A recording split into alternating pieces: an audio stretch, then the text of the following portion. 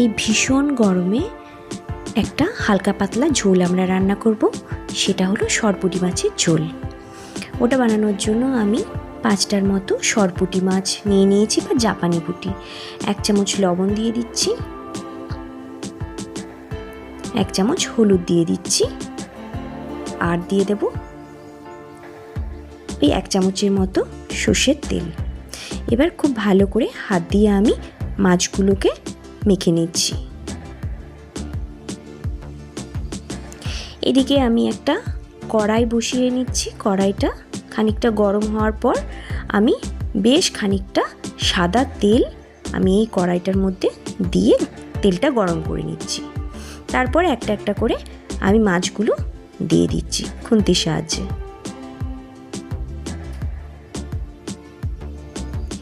এবার প্রায় 7 মিনিটের মতো 8 মিনিটের মতো আমি মাছগুলোকে উল্টে পাল্টে ভেজে নিচ্ছি।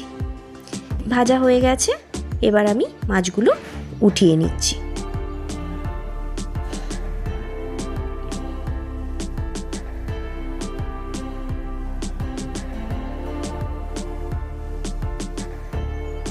এবার যে মাছ ভাজা তেলটা ছিল তার মধ্যেই আমি আলুগুলো ভেজে নিচ্ছি। খুন্তির সাহায্যে খুব ভালো করে আমি আলুগুলো ভেজে নেব। আলুগুলোও প্রায় 7-8 মিনিটের মতো আমি ভেজে তুলে নিচ্ছি। এবার একটা মশলা বানাবো, তার জন্য একটা টমেটো, কয়েকটা কাঁচা লঙ্কা আর একটা মাঝারি সাইজের পেঁয়াজ আমি পেস্ট করে নিয়েছি। আর একদিকে আমি একটা মশলা বানিয়ে নেব। একটা বাটিতে 1 চামচ ধনিয়ার গুঁড়ো, 1 চামচ জিরের গুঁড়ো, 1 চামচ হলুদের গুঁড়ো আর 1 চামচ কাশ্মীরি লঙ্কার গুঁড়ো আমি জল দিয়ে গুলে নেব।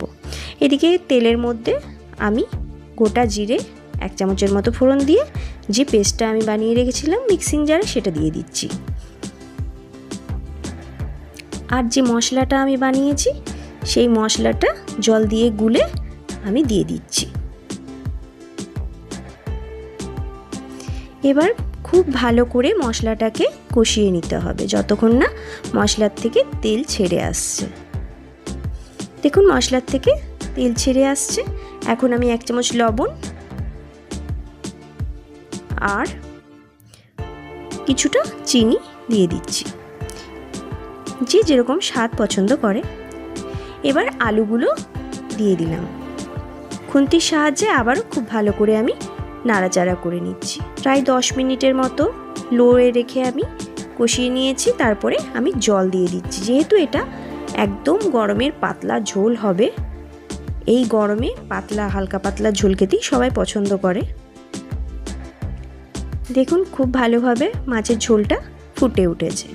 এবার যে মাছগুলো ভেজে রেখেছিলাম ওগুলো আমি একটা একটা করে দিয়ে দিচ্ছি।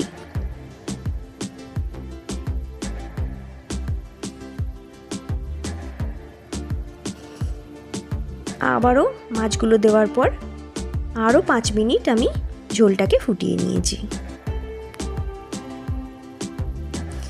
দেখুন মাছের ঝোল পুরো সম্পূর্ণ রেডি। এইভাবে সরপুঁটি মাছ বা জাপানি পুঁটি আপনারা রান্না করতে পারেন হালকা পাতলা ঝোল করে। এই গরমের দুপুরে এই পাতলা ঝোল খেতে সবাই খুব পছন্দ করবে।